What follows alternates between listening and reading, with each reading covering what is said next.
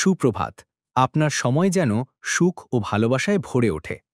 আজ আমরা একটি রোমাঞ্চকর ও রহস্যময় গল্প নিয়ে এসেছি, যার নাম নৌকা নির্মাতা ও রহস্যময়ী মেয়ে। এই গল্পটি ঘুমের আগে শোনার জন্য উপযুক্ত এবং আশা করি এটি আপনাদের মন জয় করবে। কাহিনী শুরু হয় এভাবে। এক ছিল সময়, প্রাচীনকালে, যখন কথা বলা মধুর হয়ে ওঠে আল্লাহর নাম স্মরণ ও নদীজির ওপর দরুদ পড়ার মাধ্যমে।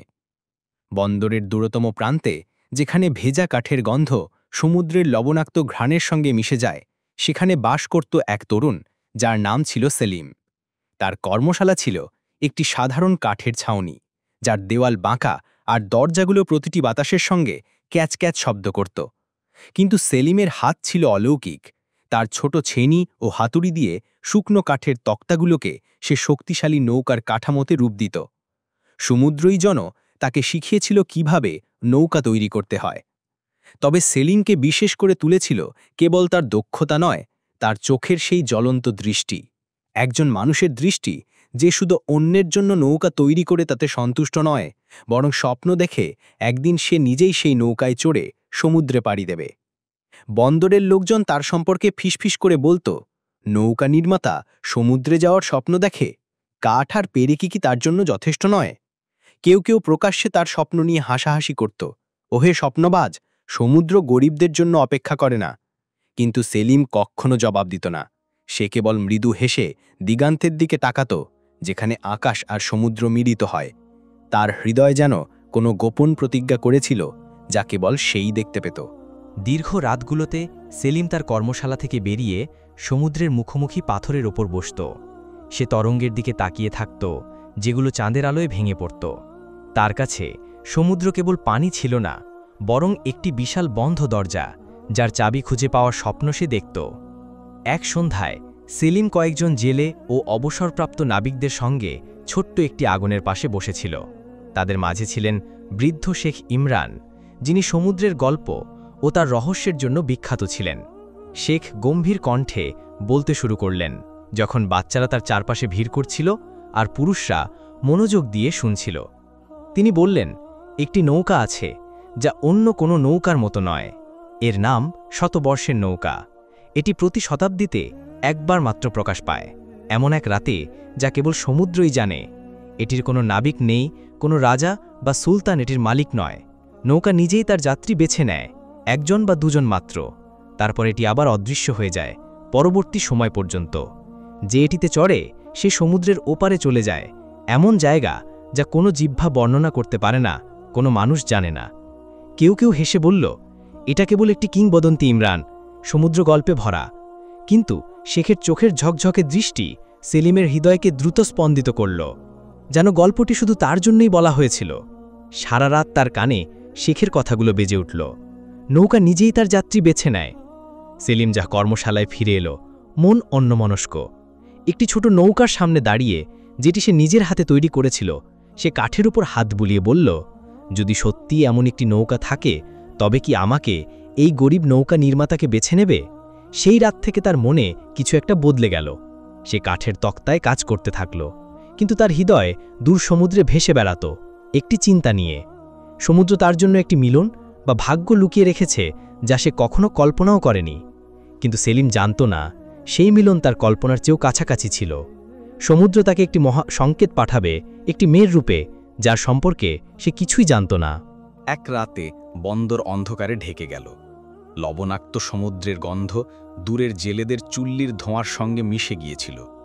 অর্ধচন্দ্রের রূপালী আলো পানির উপর পড়ে তরঙ্গগুলোকে ভাঙা কাচের টুকরোর মতো করে তুলেছিল। সেলিম একা তার কর্মশালার কাছে বসে একটি ভাঙা কাঠ ঠিক করছিল, যা একজন নাবিক তার নৌকা থেকে নিয়ে এসেছিল। তার হাতুড়ির শব্দ শান্ত ছিল, কেউ শুনতে পায়নি। হঠাৎ সে লক্ষ্য করল, বন্দরের পানিতে একটি ছায়া নড়ছে। মাথা তুলে দেখল, একটি মেয়ে পুরনো নৌকাগুলোর মাঝে হালকা পায়ে হাঁটছে। তার পরনে ছিল গাঢ় রঙের লম্বা পোশাক, যা বাতাসে উড়ছিল, আর মাথায় রেশমি ওড়না তার মুখের অর্ধেক ঢেকে রেখেছিল। তার মুখ পরিষ্কার দেখা যায়নি, কিন্তু তার চলার ভঙ্গিতে কিছু একটা ছিল, যা সেলিমের হৃদয়কে আকর্ষণ করল। সে এখানকার মানুষের মতো হাঁটছিল না, যেন মাটি তার নয়, যেন সে দুই জগতের মাঝে একটি সুতোয় হাঁটছে। সেলিম কাজ থামিয়ে নিঃশব্দে তাকে দেখতে লাগল।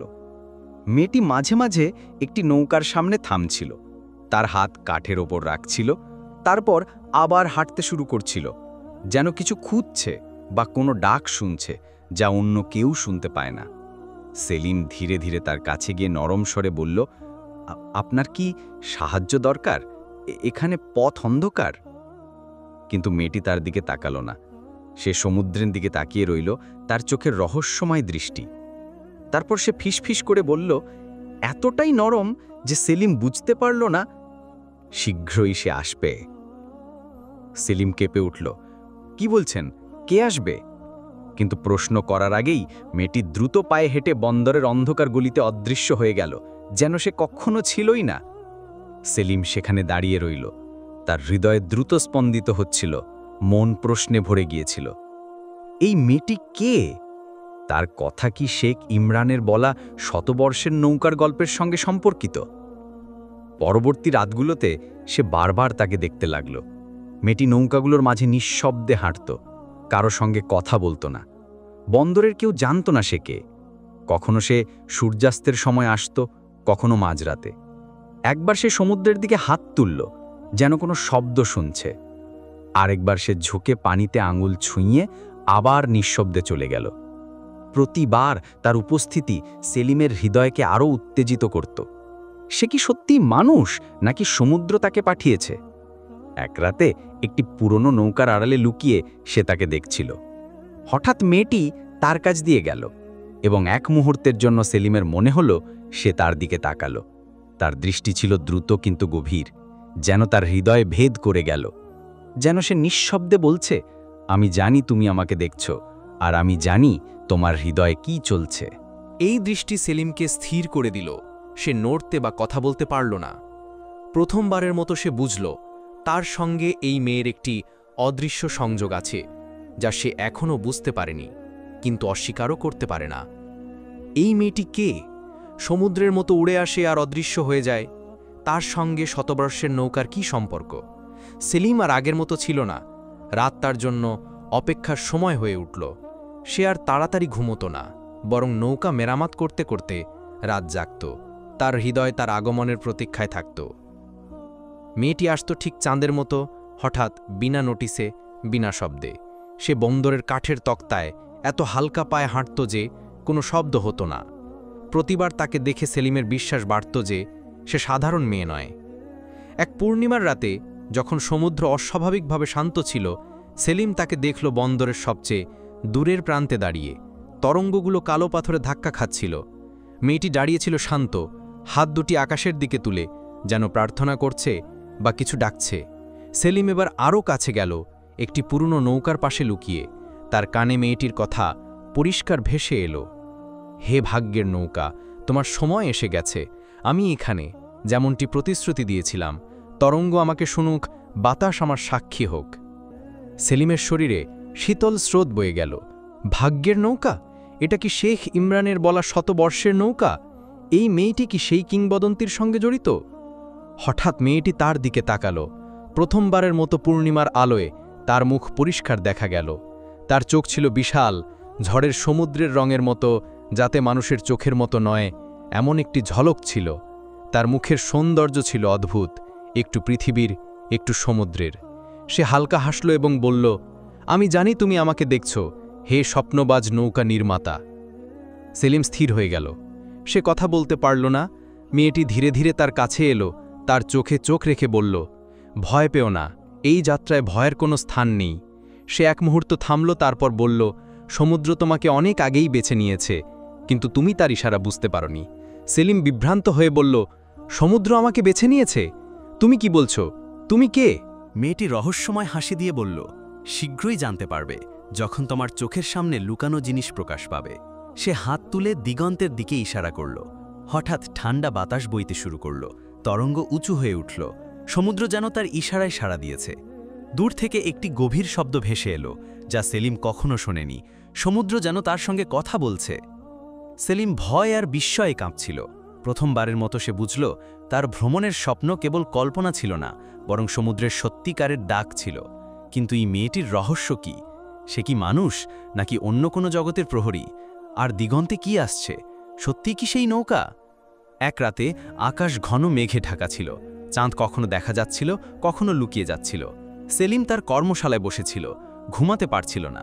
মেয়েটির কথা তার মন ছাড়ছিল না। সমুদ্র তোমাকে বেছে নিয়েছে, এই কথার মানে কি?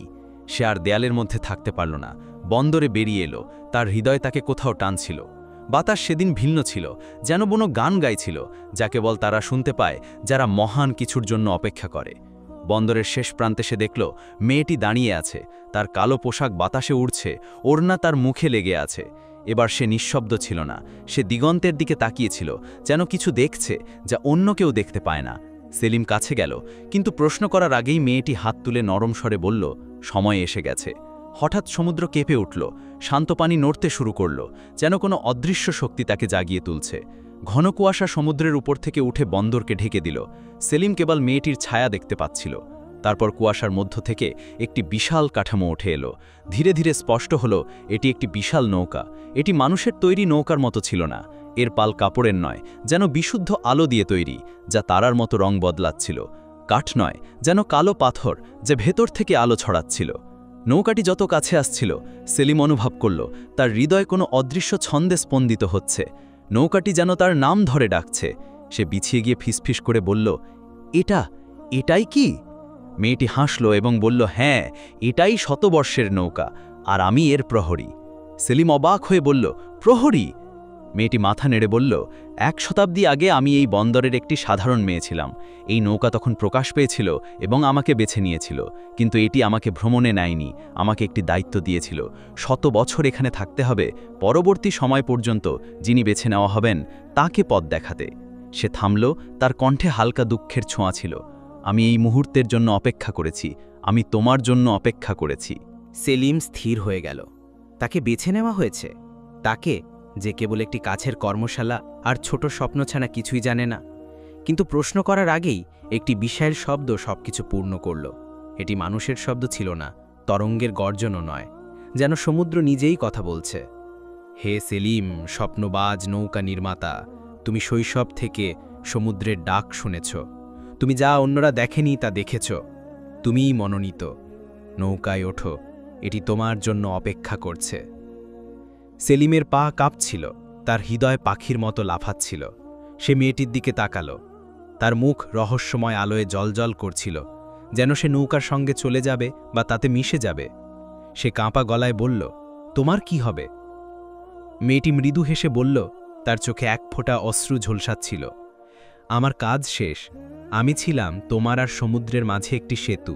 আমার যাত্রা ছিল অপেক্ষা, তোমার যাত্রা এখন শুরু। সে কাছে এসে তার বুকে হাত রাখল, যেখানে তার হৃদয় স্পন্দিত হচ্ছিল। তোমার স্বপ্নকে মুক্ত করো, সমুদ্র জানে কে তার রহস্যের যোগ্য। তারপর সে পিছিয়ে গেল, তার শরীর ধীরে ধীরে কুয়াশায় মিলিয়ে যেতে লাগল, যেন সে নৌকারই অংশ। সে তাকে দেখল, তারপর নৌকার দিকে তাকালো। একটি আলোর সিঁড়ি তার সামনে নেমে এলো, যেন তাকে ডাকছে।